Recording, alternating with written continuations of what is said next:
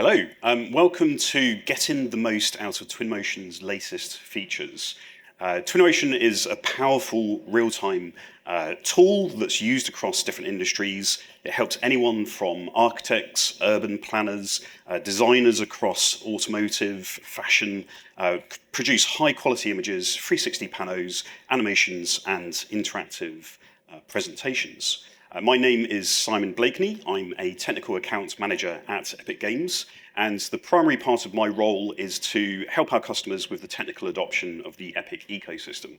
I work with quite a few different industries, so primarily architecture, engineering, and construction, but also automotive, fashion, and partially media and entertainment.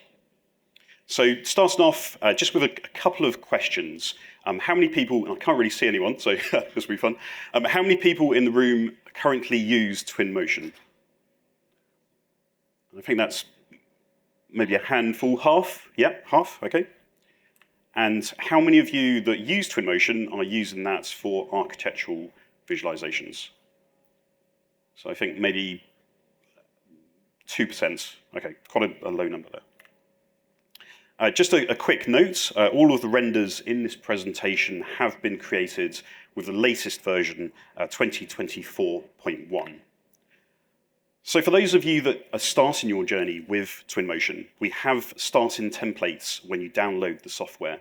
And these are extended on a regular basis. Our latest template is the Iceland scene, and it's a really nice way of getting quick visuals, quick pre-sculpted animations that you can work from and you can change to your own needs. We have a plethora of new features with 2024.1, so let's dive in. Firstly, this is the Twinmotion 2024.1 user interface. What we've done with the latest version is we've optimized positions of tools, we've added quality of life features in there, and we continue to identify ways to help with the efficiency of the program for our end users. If you're using 2023, you'll find this very, very familiar. One of the first quality of life features that we've added in the latest version is the material cleanup tool. This is really helpful, especially if you're working from a pre-existing file. It might be a really complex project that you've brought in from another customer, or it could be that you're just using one of the templates and you want to take things out, but you want to clean up the scene at the same time. So here we're starting with the Iceland template, and you'll notice that we have mountains in the background. We have, let me turn these on, yep. So we have mountains in the background. We have lots of decals to add additional information on the surfaces of the road and this ground area here. If we take those out, and actually just going back a second, these are the materials. So this is the material dock, and these are all of the materials that are being used in our scene at any one time. If we then take those out, you'll notice that none of those materials are removed. However, there is one way that we can tell a difference between whether or not it's been used and whether it's not been used. And you'll see on the materials you have this white tick mark in the corner of anything that is used. If we click this new button in Twinmotion, the cleanup tool, we'll then be able to take out any of those materials that haven't been used. So this is really useful just as a tool that you use as you progress through your scenes. It takes away a lot of confusion. It just makes things a lot simpler to work along with.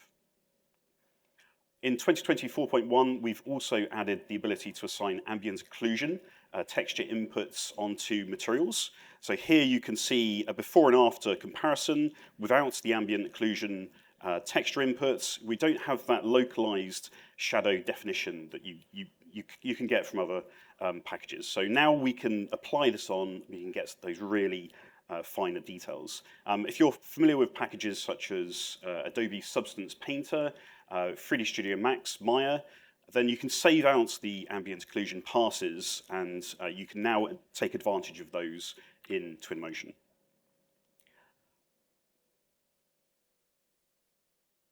We've also added a new fabric material to Twinmotion, and this is a new approach of representing different types of fabrics. You'll see here that this is actually a Marvelous Designer asset that's been brought into Twinmotion, and this enables us to create a wide range of textiles commonly found in various industries. We have two different modes.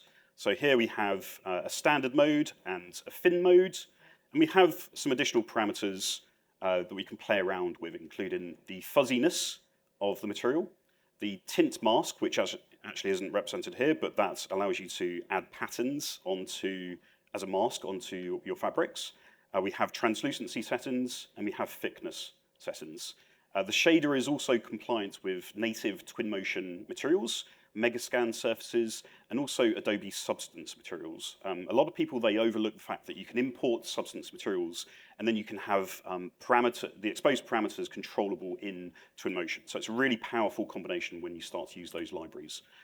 The foliage material here, what this allows you to do is to import external assets and then apply this foliage material on to then open up the possibility of using our seasonal tools, wind effects, weather effects onto those assets.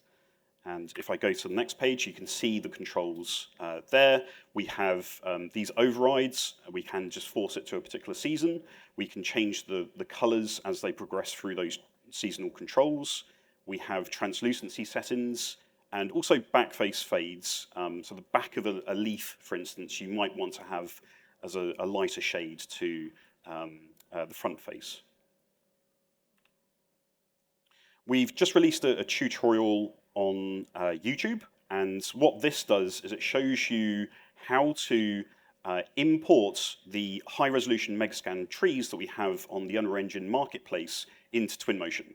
Essentially what you're doing here is you're going into Unreal Engine 5.3, you're then importing these assets, you can then export those as either FBX files, GLTF files, so ASCII format GLTFs, or binary GLB files. And you can embed those textures in and bring those over to Twinmotion. And I'll show you what those look like shortly. Architectural visualization. So our community produce absolutely amazing results, and we're always blown away by the fidelity that we see from them. I'd highly recommend checking out the regular Twinmotion social media posts. We're on Twitter, we're on LinkedIn, but they regularly post the community art pieces that are out there, and it's absolutely fantastic. In the meantime, though, I've created a mock-up scene. So this is a very basic test environment. What I did is I started in 3D Studio Max. So in the top left-hand corner here, you can see this is just a breakaway video from within Max, but we have the roof as one piece. We have the walls as one piece.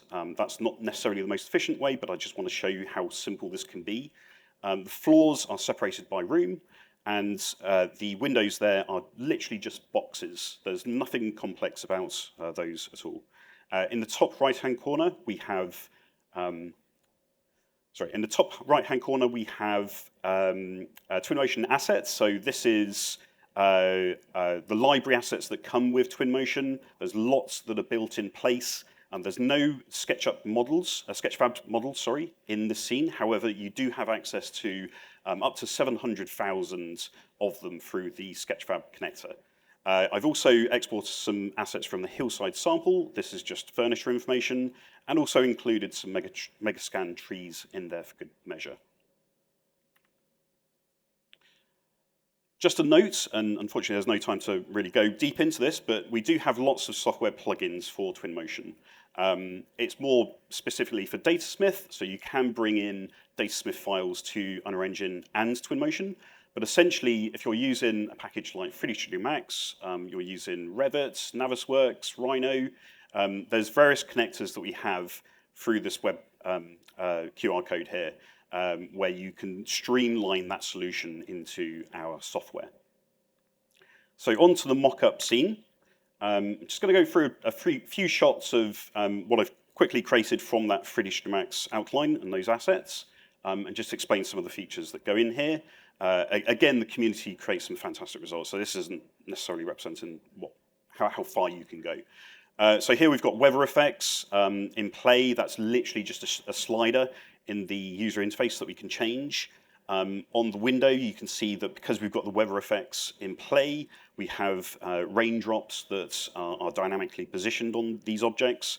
This is an automatic process, so you don't have to manually go in and place these raindrops or effects onto surfaces. Another shot showing some of the internal scenes. So we've got the Megascan trees in the background there. We have thin fabric materials on the curtains. We've got the standard fabric on the furniture here inside. Moving on to another one. With this one, so each of these shots have slight adjustments to the exposure values. This particular one, you can see we're starting to get some of the bloom controls in here as well, and I'll go over those in a moment. You can see we're starting to use quite a few of the. I'm starting to use quite a few of the Twinmotion assets here. So we've got some people that are populated on the outside of the building. Also, one of the bikes that comes natively. What you'll notice is when you view this in the viewport before you render, you may see level of detail changes on the assets. So, and until you actually render out the full frame, you may not see the full generation of that mesh. Just to be aware of that.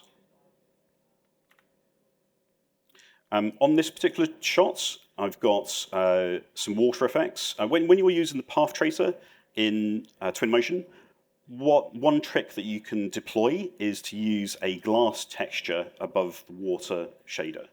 And what that allows you to do is to control the ripple effect that's visible on top. So if you path trace just with the water shader, you might notice that you get this sort of hazy effect, and it doesn't give you the definition that you need. So you can bypass that quite quickly.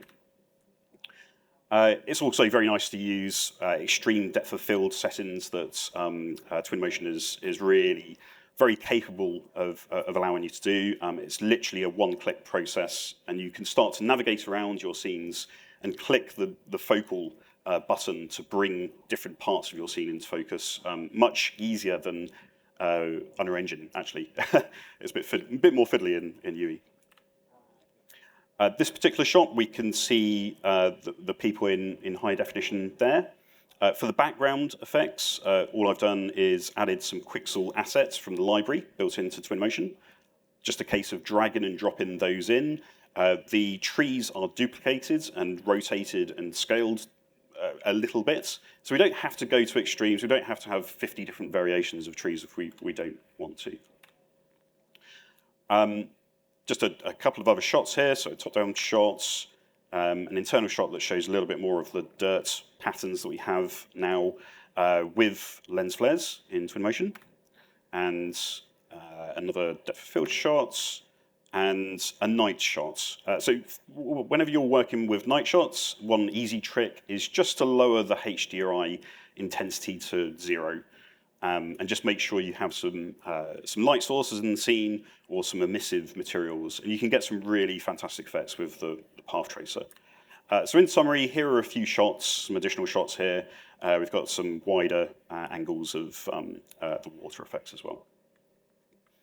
To go on to the settings. So here you can see I've used, for the HDRI, if you look for the overcast HDRIs, they offer a really nice balance of the light and values in your scene. For the bloom effects, I will typically change those dynamically within each of the shots. And this is the button that I was talking about with the focal focus picker. You can click that and then click wherever you want after the fact. Weather effects, we have these 3 sliders. And yeah, it's just a really easy setup that you can put in a new project and then use that as a base. In Twinmotion 2024.1, we've also added film back options. There's a large range of film backs that we support now. These are really useful for media and entertainment. Art direction is a growing trend within Twinmotion at the moment. We did a talk at Unreal Fest last year, actually, on art direction. Here you do have the option, though, to set up your own custom film back as well. So there's a bit of flexibility beyond the presets that we put on show.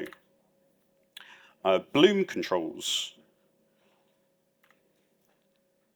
This is a short video which goes through some of the new controls we have for our bloom effects. Here you'll see that what I'm doing is I'm changing the rotational values of the HDRI until we get the preview of the lens flare in place. And you can do this as a manual input as well if you wanted to. We have the bloom intensity, which would be just the generalized bloom around the light source. You'll see that we've got various different textures here for our bloom effects. There's an anamorphic blue and anamorphic gold. We're able to change the intensity of the lens flare and also the dirt that's associated with that. We'll just go on to the anamorphic there. Establishing shots. One thing I'd highly recommend to get the most out of navigating in Twinmotion is to use tools such as the 3D Connection Space Mouse. With the 3D Connection Space Mouse, it allows you to have 6 degrees of freedom, and you can use that in Twinmotion and start to pan around your scene pretty effortlessly, really. What we can see here is just a pan, a live recording panned through using that 3D Connection tool. I'm going to pan over the water here. So in Lumen mode, you'll see that we've got some water effects underneath that top layer of glass. If you're rendering in Lumen, there's no need to have that glass layer on top. As we approach the glass, you'll see that it snaps through, and it's just so easy to glide with the 3D mouse. I'd recommend it for all users. So let's get this a little bit further forward if we can.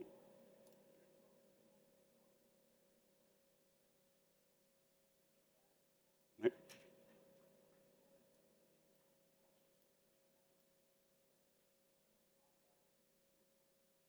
Okay, so skipping forward, we're establishing the shots and we've got that fine control with the 3D mouse. And then what I'm doing is I get it into the position, I then pick the focus, and just make sure that that's set up in a nice position.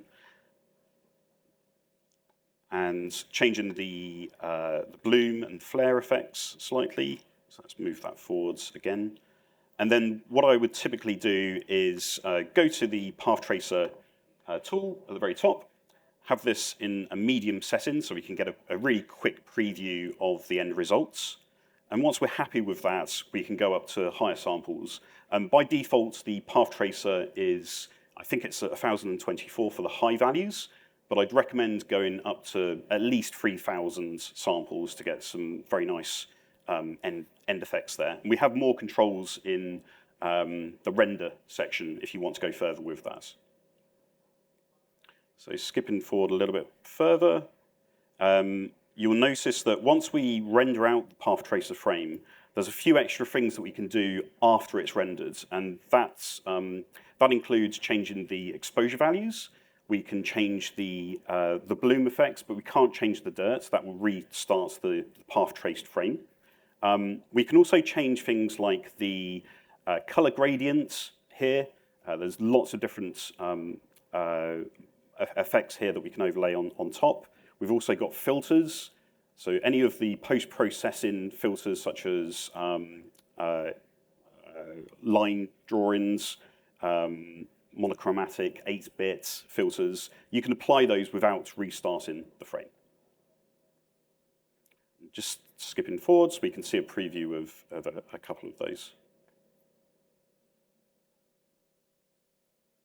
One thing that is really powerful as well with both Unreal Engine and Twinmotion is the fact that if you have a really powerful graphics card, you can start to navigate around this scene in real time with the Path Tracer. It's not fully developed, but it allows you to get a glimpse of what the reflections, what the different Path Tracer effects will be like before you render out the full frame. So I'd highly recommend trying to use a computer with a high-powered graphics card, because this is a superb feature to take advantage of.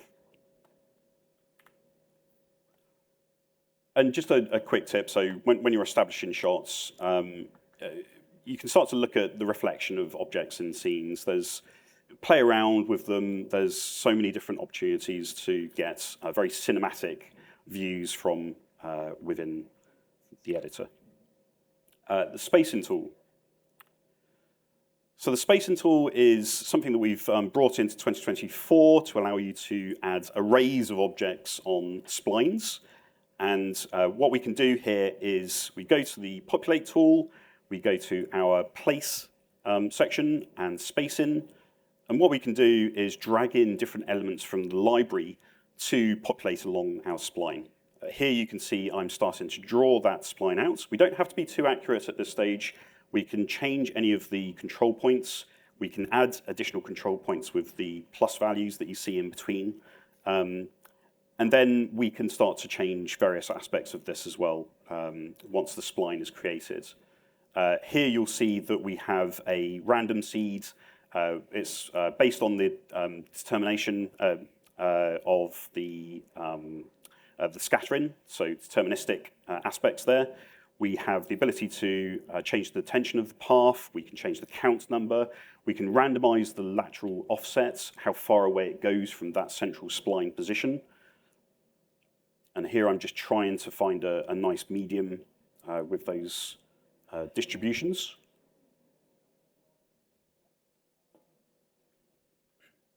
Here we've got some scale offsets, some random scales, and we can play around with these until we get something we're really happy with.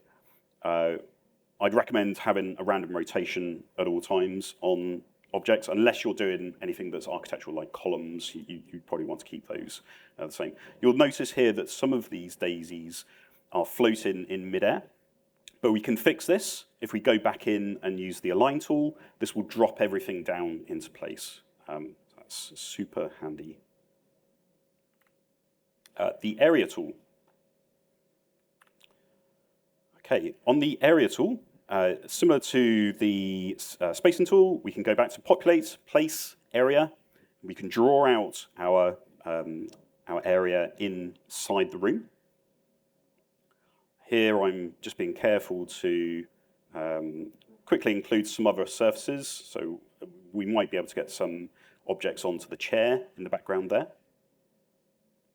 We close off that spline, and you'll notice that we have similar controls here for the scattering. But one thing you'll notice is that we don't have a population of any of our assets here. What we need to do is change the spacing down, and everything is based on the roof here. So we need to go onto the individual objects, set the collision to exclude from the placing and area tools. When we update this, that will ignore those surfaces and then go onto the inner surfaces. So this is really important if you're using the placement tool on anything that has geometry above in the scene. Here we can begin to add in our assets. In this case, I've got 3 different variations of toys from the library.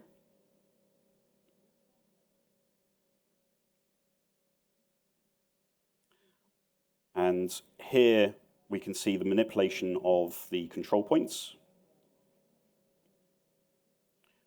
We can change the path tension, and we can also play around with the randomization settings.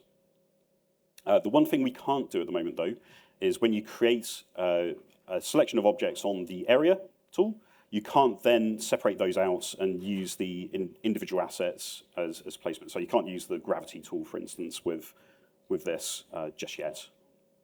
And again, it's worth just having the align tool on, just in case.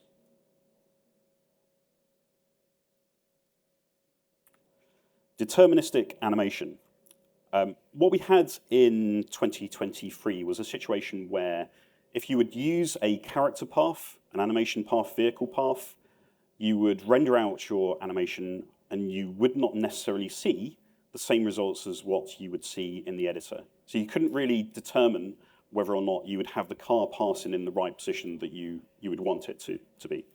What we've done in 2024 is we've added seeding, so random seeds or deterministic controls to the paths. So the characters, the bicycles, the vehicles, we can predict all of these now, essentially. The one thing we can't do, unfortunately, at the moment, though, is preview this in the editor. So you have to render out a frame and then see what the deterministic results are from that point. But then it is fixed in place. It's a bit of a weird way of working at the moment, but hopefully we'll change that going forwards. The sequence media type and action cam. Really fantastic addition. It just makes creating animations a lot simpler in the latest version of Twinmotion. Here you can see what I've done is I've exported 2 GLTF animations from Unreal Engine, from one of our UE4 characters. And when we create a sequence, what we'll have are those animations at the bottom. We'll also have a camera track. And this is where we can start to add in keyframes and start to manipulate the views of those particular animation paths. So I've got a second keyframe in here. It's tweening between those automatically for us. And we can scrub backwards and forwards through that animation. We can then create a separate camera, action camera, and then switch to a focal point on the other walk cycle. Here you can see we can change the position and the timeline for the walk cycles. I'm establishing a shot. I'll go through to the final keyframe in a second. So we're adding in that first keyframe. Just checking this, going to the last keyframe. But what you'll notice is that the walk cycle doesn't extend that far. What we can do is we can just drag from the end of that animation cycle to loop it. This particular walk cycle would not look great, though, because you'd be starting from the back position on the first frame. So it depends what the animation is showing. Sometimes that works well, sometimes it doesn't. And then we have just 2 shots. Some of the additional controls we have on the sequencer and action cam here, we have the ability to override camera roll, which is a new part of Twinmotion. We have the ability to also punch in the positional information and the rotational values of the cameras. So if you're creating a camera in an external piece of software, we're starting to see ways that we can replicate those camera views. And I'll mention a few more of the things that we're considering at the moment for this. Layer IDs. Another new feature that we have is the ability to go into an individual object and specify a layer ID. Sometimes when we're rendering, we want to separate out the process. We might want to render out the backplate, the environment, as a separate pass to everything else. If you're working on photo montages, for instance, you might have the rendition in the foreground, and you might have something completely separate, maybe a photographic plate in the background that you've taken at some stage. And this is a really easy way for you to start to employ those sorts of separations. You can either do this on an individual basis for each object, or you can select a folder with a group of objects, and you can set that as a bulk property manipulation. Just a quick tip here. With Sketchfab objects, if you have the Merge All Objects option in the preferences set, this will bound everything that you import as part of that Sketchfab object into one piece. When you're creating the layer IDs, you can then select that one piece. But if you want that separation, just make sure that this Merge All Objects option is not selected. We've also added in render layers. This takes advantage of the layer ID system, and here you'll start to see the results from this. We have 2 different options here. One is to export as masks. So on this interface that you see here, we've got these layers that are exposed as soon as we start to assign them in our project. We can click each one individually to turn them on or off as part of the render process. We can export as masks, which will just give us these black and white representations, which we can use in external packages to color correct objects or do other manipulations there. Or if you're not exporting as masks, you have the ability to render out the full beauty part, essentially, of that object, but without anything in the background. So it's a nice way of separating out, and you've got the translucency as part of that as well. Parenting animators. Animators are fairly hidden in Twinmotion, but you can find them in the library in the tools section. If you go to animators, we have two different types, rotators and translators. A translator will allow you to manipulate objects on either the X, Y, or Z axis by a certain distance. We can also change the speed of the animation along that route. Here, what I'm doing is I'm parenting the fitness ball through to the translator, which then makes that ball move in 3D space. We can change the animation type there to a ping-pong effect. I'm then bringing in a rotator, and my Dawn chair is then parented to the rotator. So we have a rotating chair, we have a bouncing ball, we can then parent the translator to the rotator, and all of a sudden we've got a hierarchy of different animation setups here.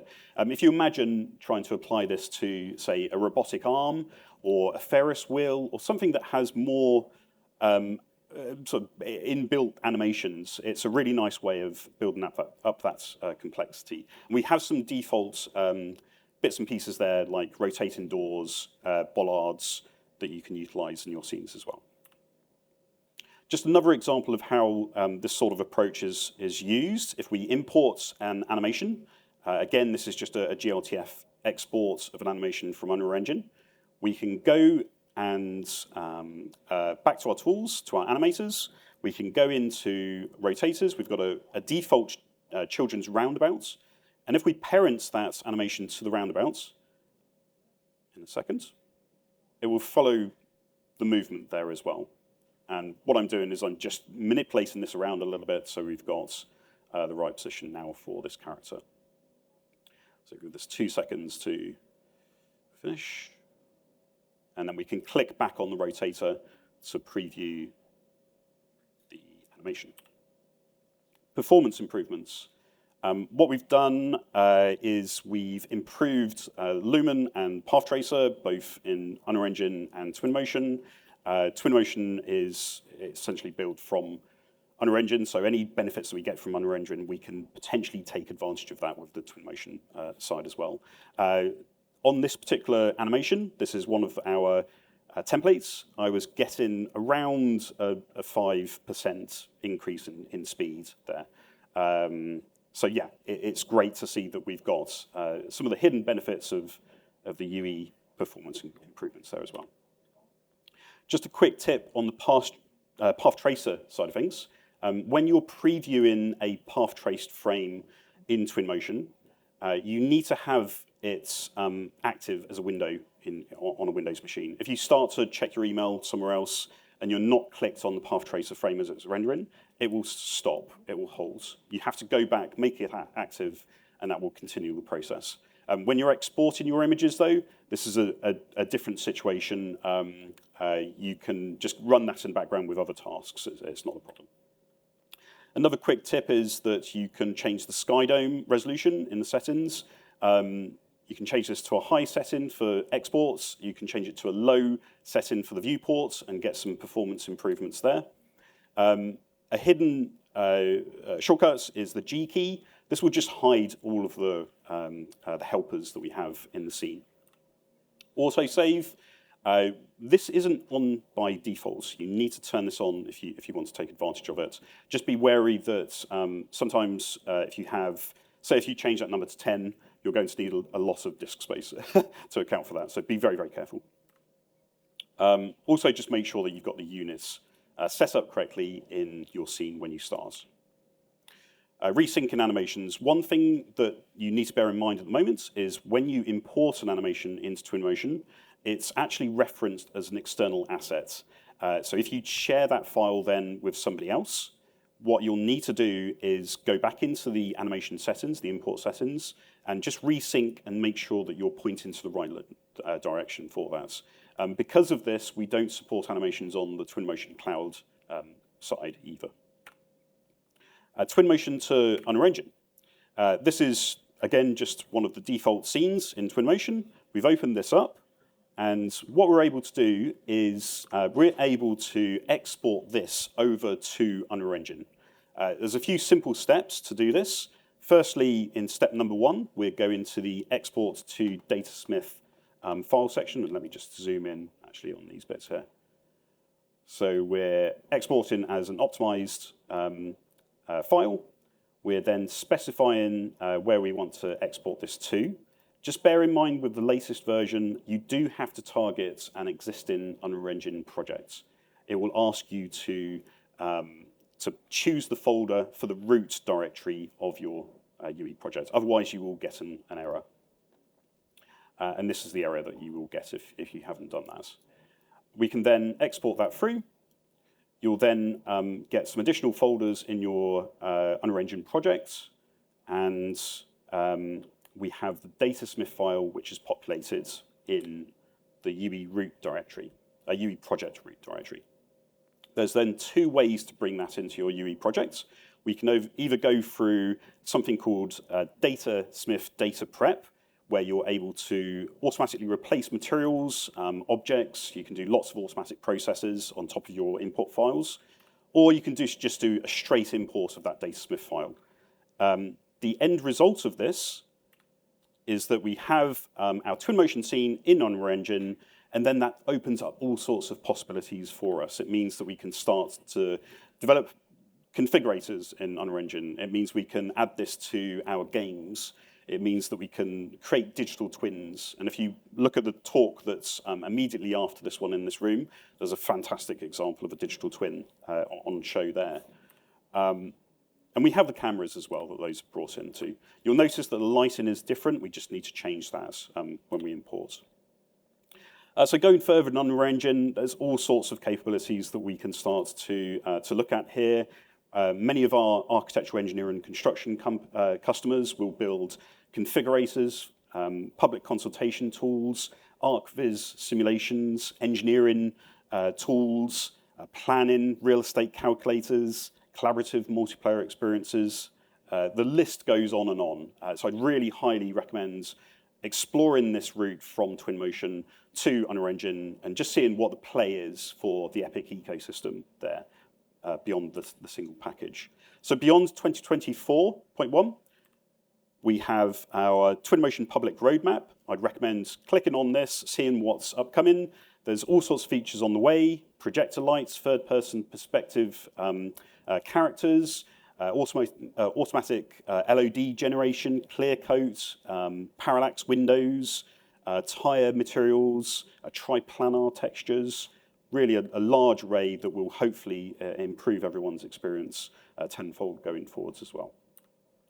And just to make note, I do create lots of tutorials on the Epic Dev community. The Epic Dev community is a culmination of forums, documentation, public tutorials, Epic tutorials, and I will be creating a tutorial from this presentation over the next couple of weeks. So check back and you'll be able to see some of that content then. Just a shout out quickly to 3 of the other presentations that are at Unreal Fest Prague. We've got Creating Beautiful Product Visualizations with Twinmotion, Unreal Engine, Twinmotion, UEFN, and BIM for Landscape Architecture Design at Heatherwick Studios, and Breaking Down the Walls, merging traditional arts departments with virtual production.